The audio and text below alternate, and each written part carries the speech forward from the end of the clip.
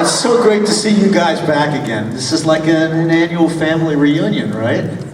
There you go. Most definitely. Dan, they all look good, don't they? They're keeping it together. I love that. Very, Almost very as good as Ira. I'm in my pajamas, and it just shows how relaxed I am.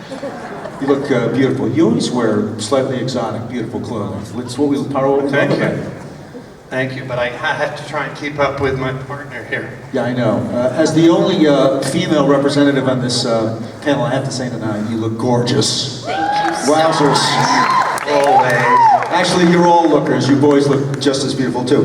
You know, I didn't put together this particular configuration of grouping, but when I looked at who we had in it, I suddenly realized that there was a binding motif in this particular group of players. And that's that we're representing family here. This DS9 for me, in essence, is a story about family and tribe. And we'll elaborate on that. And but you know, you've got Rom and Nog and Quark are a family, and Odo and Kira are a family. And so I think that the theme of this presentation and some of the threads that will follow getting into this is about family, love, and what it means to love and selfless love. So I kind of constructed a few questions. I sort of wanted to start with Ira. Ira Stephen Behr, ladies and gentlemen, the mastermind.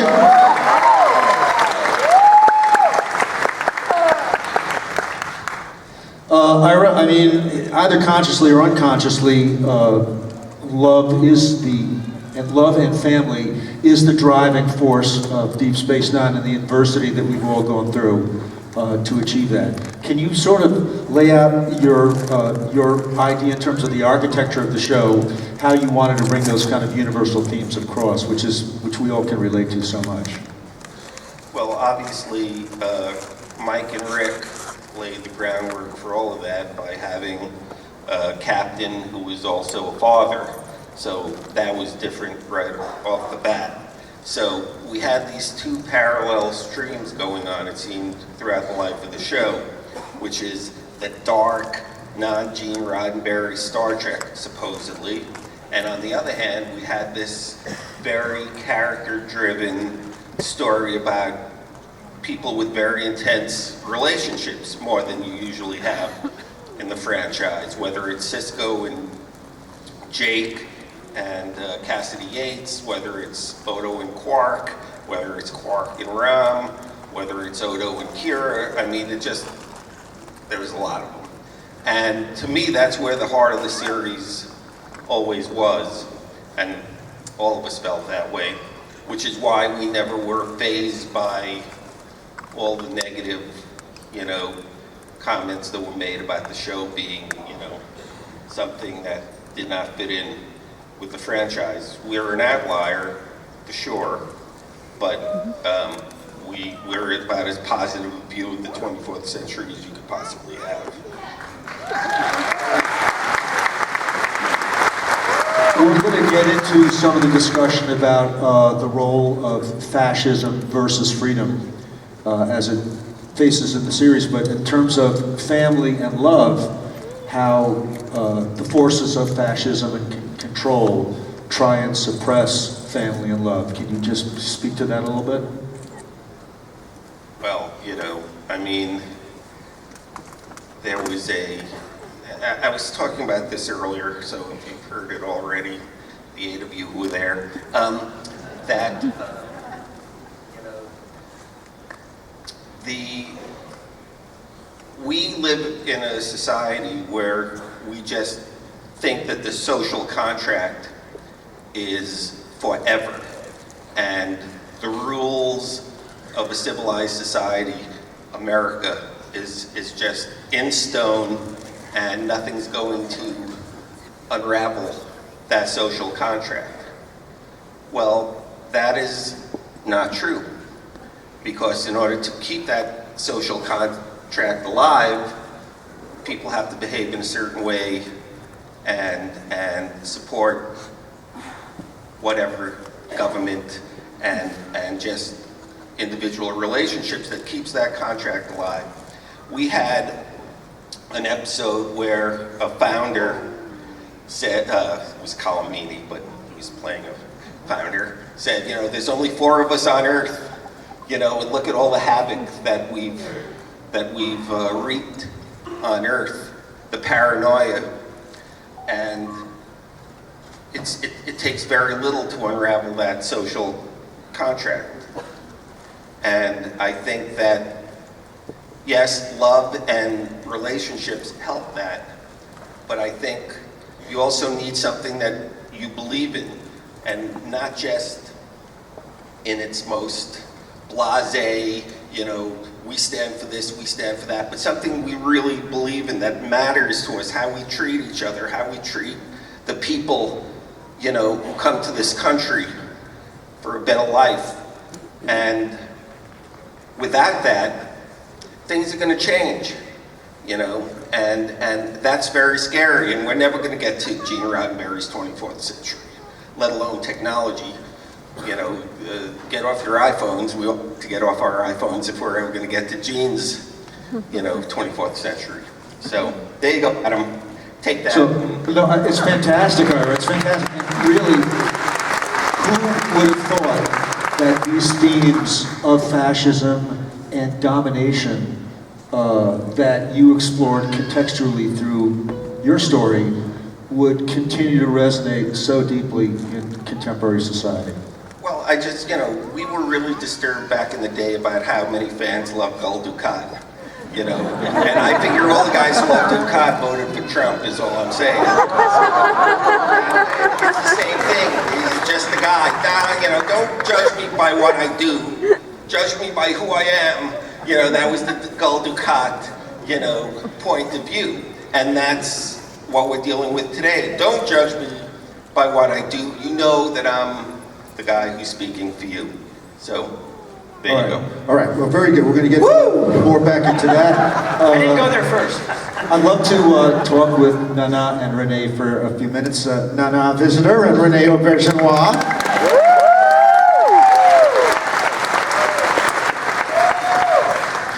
We love you guys. Your characters, we love your characters, and one of the things we love most about your characters was Odo and Kira's love for each other. I'd just like to kind of explore that dynamic. It was a very unique kind of a love, and I'd love for you each to, I'd love if each of you guys would kind of reflect on what that relationship was, how you defined it, how you expressed that kind of a love, what kind of a love it is, and how you play to each other with that dynamic. It was, to me, it was like a truthful relationship. It wasn't just romantic and let's get to know each other. They knew each other deeply.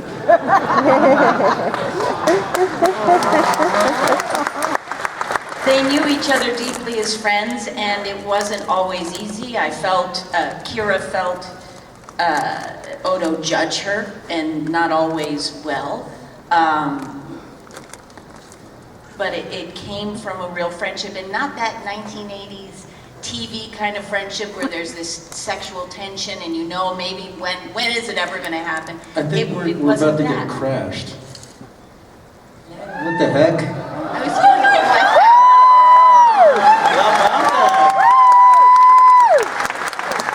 I told you she was calling me. Did I not say that?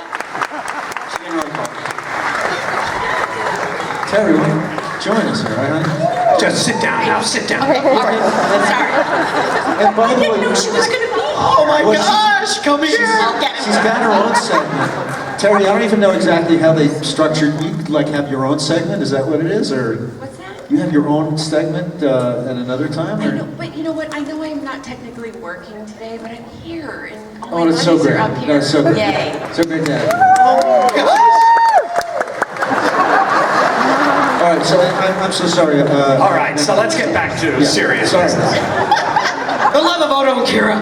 Yeah. All right, yeah, I mean, it was a very honest relationship. I want to. Were you done with that thought? Yeah. Had you arced it? Okay, because earlier today I stumbled into a talk you were giving, just to say hi, and then suddenly I was on stage, and the gentleman was asking me a question, and it was what was the theme of the room I was in? About Gaze in space. gaze in space, and he asked me a question about Odo and how he linked with Kira as opposed to the way he linked with the character that JG played. That it was like. Martok. Yeah, no, he doesn't link with Martok. He links with, there was another character he played. Hello, do you remember what it was? No. He was anyway, it doesn't matter. But, so apparently we did it very butch, but that when Odo linked with Kira, it was like all stops out. And I started fumfering around and I started talking about the fact that I guess I'd always thought of Odo as asexual, that he was like a liquid form, and that I wasn't quite sure what sexuality or sex meant to Odo, and I am afraid, because I was really fumfering around, that I gave the wrong impression of what I meant about it was, when he linked with Kira, I didn't happen to be on the set that day because a computer was doing it for me.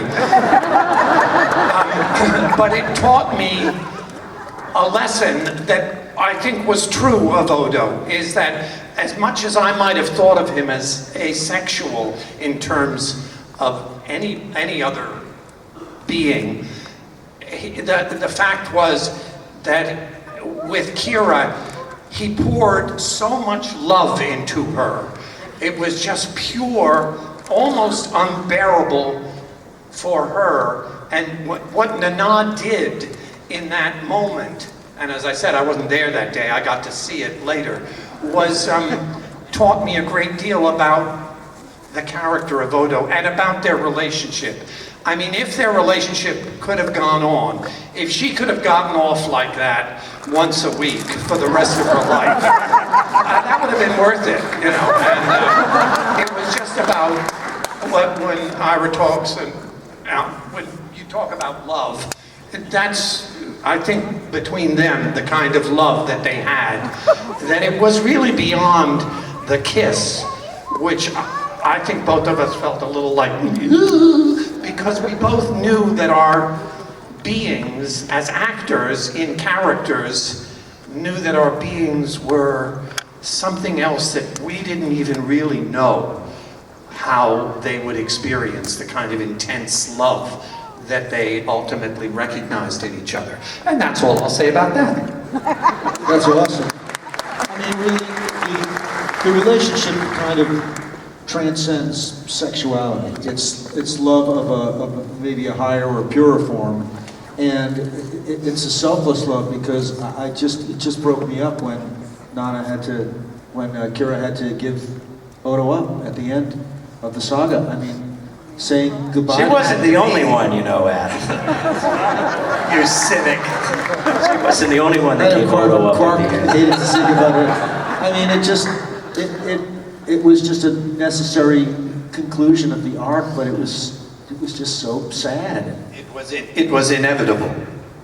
Yeah. It could not have been any other way. Just one last other note. I loved, Rene, your amazing ability to emote and evoke with that mask on, that fairly,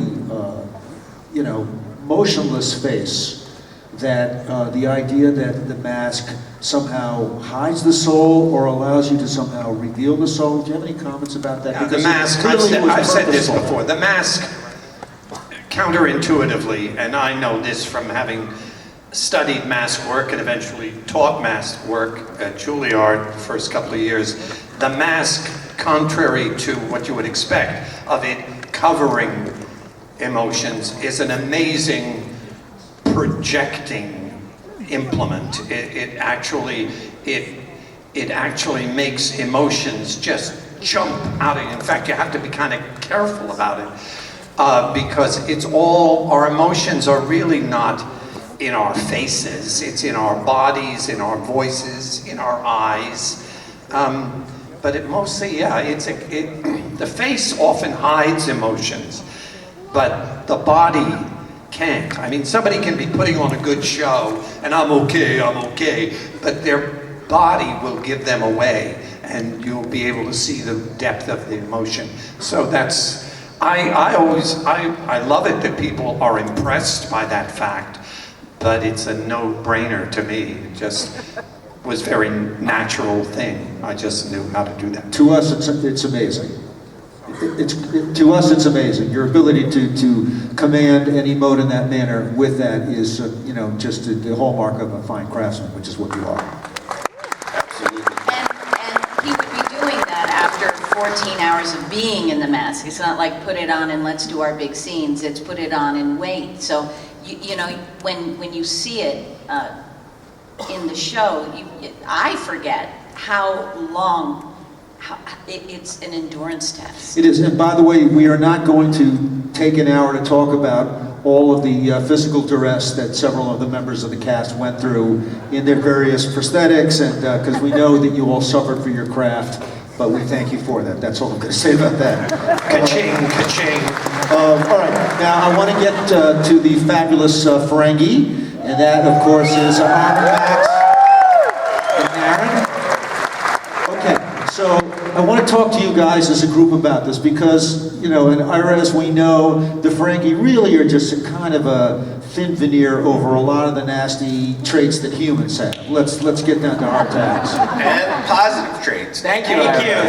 That's right. Unbelievable. They're not all negative, and we're going to talk about that. The first thing I want to talk about is the Ferengi opportunism versus altruism. Any of you three guys can express that, because for me, I felt that Nog and Rom had great power and potential to be altruistic, whereas Quark, not so much.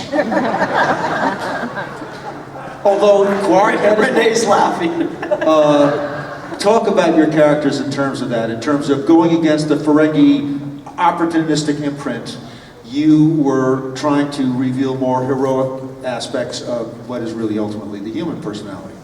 This is really to Aron and Max, mostly. Oh. Hello. Okay. I think it has also a lot to do maybe with the influences that maybe all three of us have and had. I think Nog specifically had a lot of influences from all the different people on the station growing up, plus he had a father like Rom who showed a lot of love and caring for him, and I think those influences and the experiences he had watching, Quark attempt to be a good Ferengi. Just kidding, Uncle, just kidding. But watching Quark and as he would be, and then watching his father, how he would be, looking at Cisco, his relationship with Jake, I think those things influenced Nog to find a different path and where he went and what he went for. And I guess you can call it altruistic, but in a sense it's also opportunistic, in the sense that his opportunistic instinct wasn't for necessarily money, latinum, it was for personal growth or personal gain or personal desire to be something different, better than maybe what he saw, or in the failures that he saw of the especially the two men in his life. Great. Great. No, Okay. great. I guess I'll stop. Rene, you got to talk a lot. I'm gonna take this. I'm just gonna stand. Well said. That's why they gave me a script, just for the record. Max, what do you have to say about that? I agree with everything Aron said. Hence why I went for something else. I know. I related to Rom, and by the way, I look up to Rom tremendously. He taught me a lot. He's taller. Thank you. The Ferengi society was too narrow for him. There was only one choice for him to make to be a part of Ferengi society, to be so capitalistic, and it didn't make sense to him. As I feel sometimes in American society, I see things going a certain way, and I just don't get it. I just don't get it. And Rom didn't get it. He knew the rules of acquisition, but he didn't understand what he needed to know them for. When he finds a purse, he wants that purse. He wants to find the person whose purse it is and give it back to them. And Quark says to him, once you have their money, you never give it back. It doesn't make sense to him. So he's kind of, he feels he what was that? He's questioning. Oh, thank you. He's questioning. I'm there for you. He's questioning what's going on. That's why he gets That's why he and Lita get together. Lita is a part of the Bajoran society, a spiritual society, but she doesn't feel a part of that society. She's a Dabo girl, for Christ's sake. She's wearing no clothes. That's not very spiritual. And now she's my mother, just, you know. So, I forgot the question, but great. But I think that's where Rom is coming from. That's why he's questioning, because He's questioning all that Ferengi programming and processing that tells him to behave in a certain manner, and he behaves in the opposite manner, which is great, which is altruistic and loving. Like Aron said, it's a space station full of different aliens coming from different cultures, and he sees this and he gets influenced by that. Why can't I be? Why can't I do that? Why can't I do that? Why can't I? All right, now following on that, Mr. Armin Shimerman.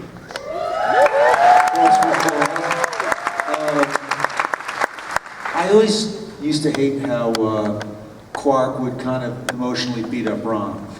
And there's this whole thing of dominance versus submissiveness in that relationship, and how over the course of that relationship, it got turned on its heel, which was so great finally to see Ron become assertive, get out from underneath the yoke of Quark. I love that dynamic. If you, and Max also if he wants to, want to talk about that dominance versus submissiveness, which we see rearing its ugly head in so many human relationships.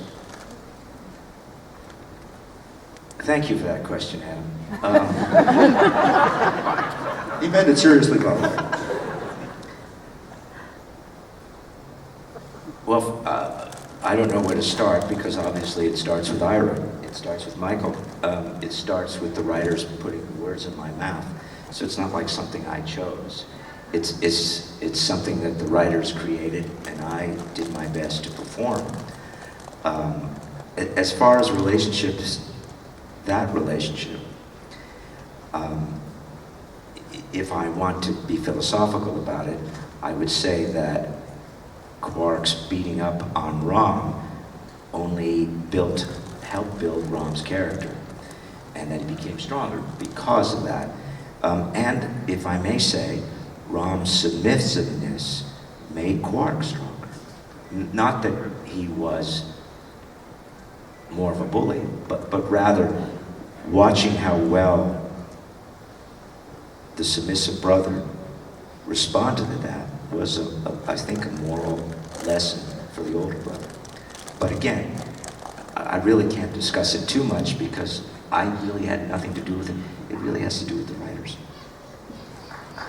All right, we'll take that. Our surprise special guest is the beautiful and talented Miss Terry Farrell. And Terry, I don't know if you were here from the beginning, but the theme of this segment was about family and love. And we found that there were threads of love between all of these characters in different familial ways and relationship ways. And although Michael isn't with us, I really did love the Dax Worf relationship very much. I thought it was wonderful. It had a definite arc to it. And, you know, of course, we were broken up when you left the series, but for certain story reasons, I mean, it was good because it provided a sense of tragedy that could kind of focus and bring clarity to that relationship. You want to just speak for a couple of minutes about that beautiful thing that was going on between Dax and Worf? Because it was something pretty great, actually. Well, I felt so actually really excited because before Michael came on the show, Ira came up to me and said, your character is going to be more roguish. And so that kind of came together with the Klingons, and it just, the more we got to know each other, the more Ira knew my personality. It kind of, it lent itself to, eventually evolved into Dax and Worf being together. Because if you broke it down, it'd be hard to imagine why would those two get together, you know? So it's That's a question I always have. You know, I know, right? Well, Dax was really a kind of a rugged character. Dax had a lot of different lifetimes to become robust and rugged. So I think that Dax had that personality inside of him, her. Yeah. We just had to find it. We just had to find it. You know? Tell me. No, the only thing I just want to jump in and say, with everyone basically on this panel and others besides, you know, we were so lucky that, you know, no one was waiting to cancel the show, that we had the time to really investigate the characters and the actors. All of you, as I've told you in the past, brought so much to our understanding of the role. Because you come in, you have a pilot, you know, you talk yourself into who these characters are going to be, and then they're not those entirely. They become much deeper, much more interesting because they're played by people, and you all bring yourselves. So every major character on the show, except maybe Jake, because Jake was just a kid and he grew up, and that's an easy arc to follow. But everyone else, I think, just brought so much to the roles that enabled us to just write you better, you know? And then you gave us stuff to do, though, too, because people will come up to me and say, oh my God, you played such an amazing character, but you gave me stuff to do. You gave me someone to be. You gave me the relationship with Worf. You gave me, you know, the story with me and my widow that turned into, you know, you gave Dax all of these dimensions and these exciting things for me to play.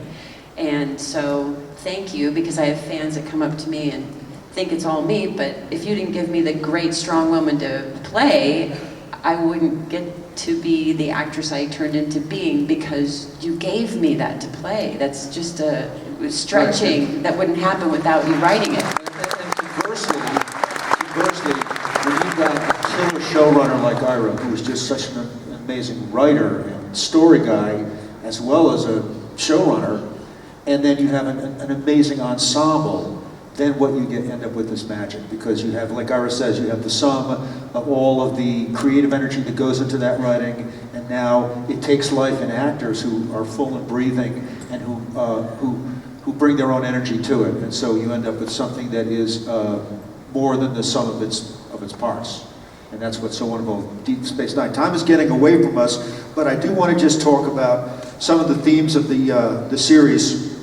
First of all, anybody that wants to can just comment on the fact that, for me, the thing that I really loved about DS9, it's not for everybody, but I loved the very long serialized nature of the long arc. I loved that epic story that took 7 years to complete. And so anybody in our ensemble here that wants to just speak about the long arc? Well, it's the long arc is now sort of de rigueur in most TV. So Iron Company started that, or at least was one of the originators, for which we all benefited from. The very thing that Terry was saying and other people have said is that we got an opportunity to investigate relationships, which is what I think primarily our show is about. It's not about boldly going anywhere. It's about boldly staying in one place and finding out who we are.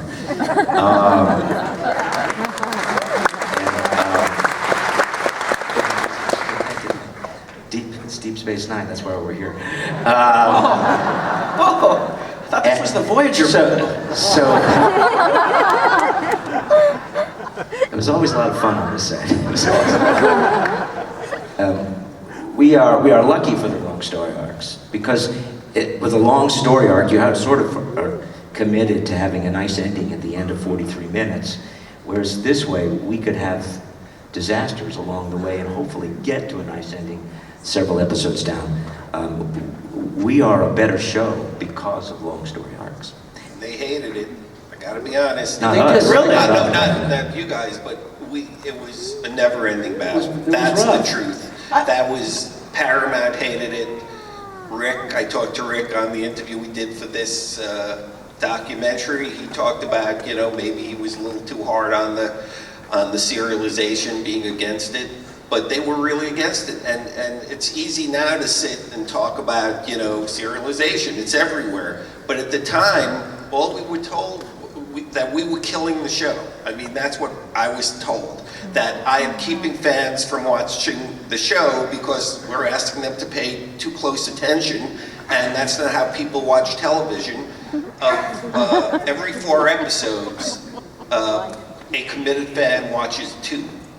A month. That's what they told me. That was the thinking at the time. They were watching you. If you watch 2 episodes of a series in a month, then you were considered a committed fan.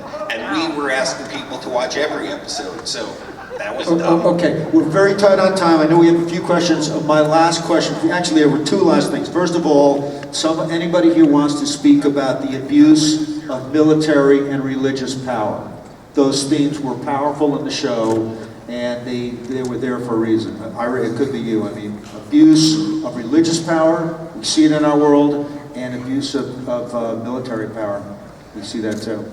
Well, we didn't go in with that attitude. We actually, what we talked about in the writer's room was, let's explore faith. They told us we could not do politics after season 1. They asked us not to do bejeweled politics. The fans didn't like it, so we said, okay, we'll do religion. And they didn't seem to care. So we didn't go in order to be down on religion. If anything, we were looking for ways, this is one of the things I've discussed before, and to give Kira more stuff in her personality. It's not that you were down on religion, it's just that some of the people that were religious zealots were abusing their religious right. Well, yeah, I mean, obviously, you're having a culture that went through some seriously hard times, with the occupation. So out of hard times, whenever a culture goes through hard times, that's where you see the rise of fascism, as you've been kind of suggesting, and it's true. So people, after they've gotten their asses kicked enough, they want someone to tell them, I'm going to take care of you, baby. We're tough and we're strong, and we're gonna see that you're okay. And people buy into that, and then it doesn't matter what they do. It's like, okay, burn those other people, or keep them out. But as long as we're safe, we'll buy into it. And that's basically what was going on with the show. In terms of the military, Gene told me that the Federation was a trading consortium. And I said, then why do they have all those phasers on the ships? I never got that. So we just played the hand we were dealt. We played the elements and looked for the conflict and looked what it was like to be on the frontier as opposed to being safe in the 24th century Federation. So then what was the final thing, and then on to the questions. What was the, Armin, did you have a point? I do. I just want to point out people are quick to say of the Ferengi that they were inquisitive, but let me also point out that we were not militaristic, that we did not use phasers, that we did not kill people, that we believed in life and we appreciated it. So the great thing about the characters on our show is that they were yin and yang, that they had good points and bad points. And I just want to make sure everybody understands that. But we did have whips. And I never got my whip. No, sir, you never had. Where's my whip? Wrong series. All right, what was the moral legacy of the series, guys? What was the moral legacy that Deep Space Nine leaves for us? It's very simple. It's very simple indeed.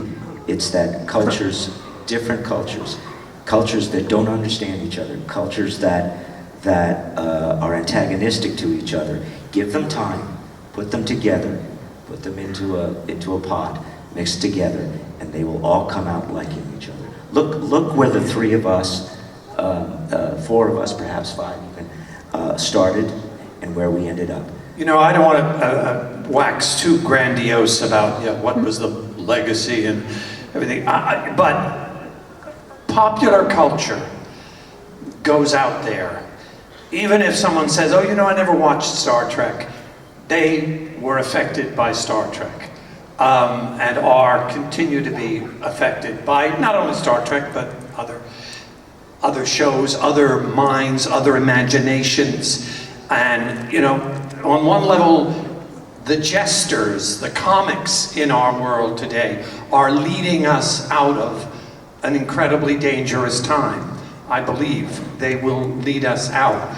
And I think that I would even venture to say that Cisco was part of, I'm not saying it was the reason, but part of the ether that allowed us to have a president like Barack Obama. That would not have happened. He was part of that. Okay, all right. Thank you all for indulging me. It was awesome. Let's go ahead and take it out to our audience. Thank you.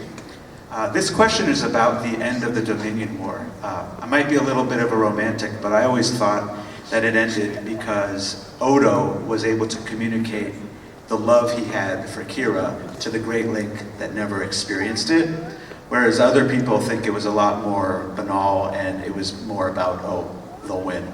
Can you guys comment on that? Why they decided to end the war? Or am I right?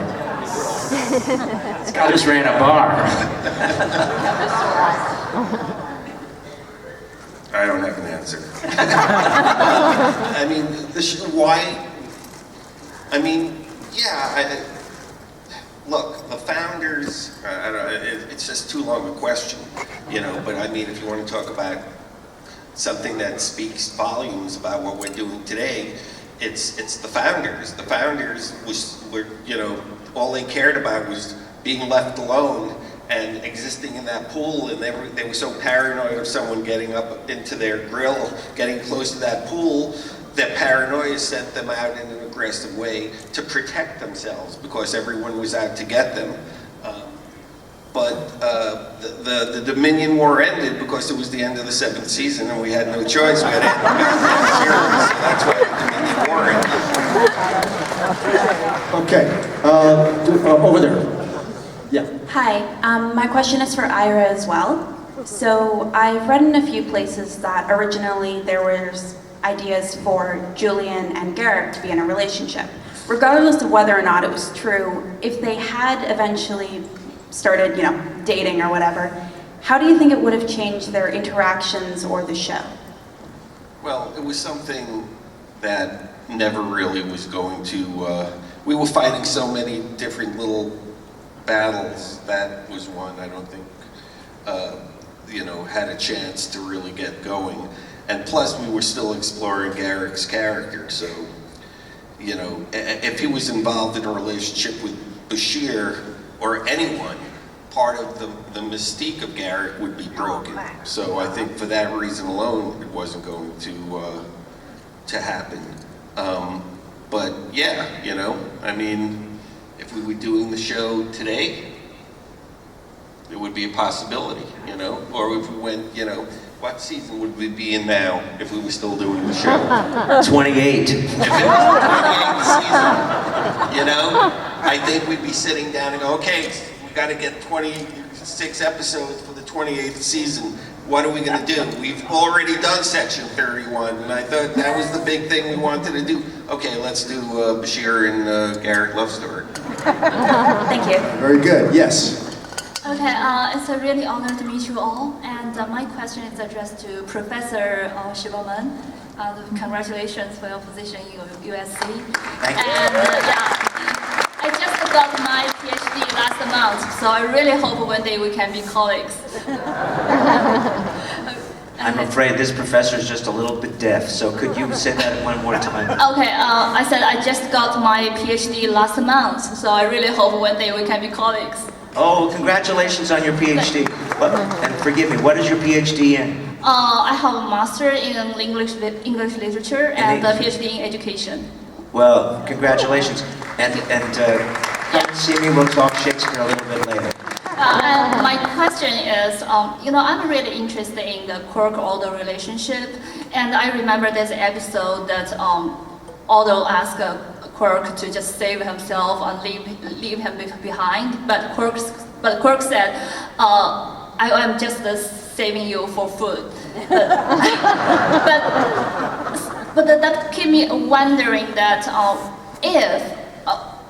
whether Quark will sacrifice himself if Odo's life is really in danger. So I would also like opinions from Mr. Auberjonois. If Odo was in danger. Yeah. No! He went off with her. Organic answer. No. Quark is not a human being. Quark is a Ferengi. And furthermore, Quark is a human being, actually. Very few people would sacrifice themselves for their dearest friend. Yes, I suppose I'd have to think about it, but knowing my character, the answer is no. I tell you, Armin would think about saving Rene, but he too probably would say no. Okay. The band is out here. You know what that means. We ran out of time. Ladies and gentlemen, please join me in thanking these folks for the wonderful